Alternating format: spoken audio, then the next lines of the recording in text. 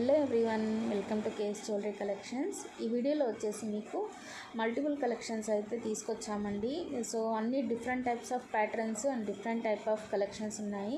అన్ని long and short అన్ని collections ఉన్నాయండి. మ్యాట్ ఉన్నాయి, సీజెడ్ ఉన్నాయి.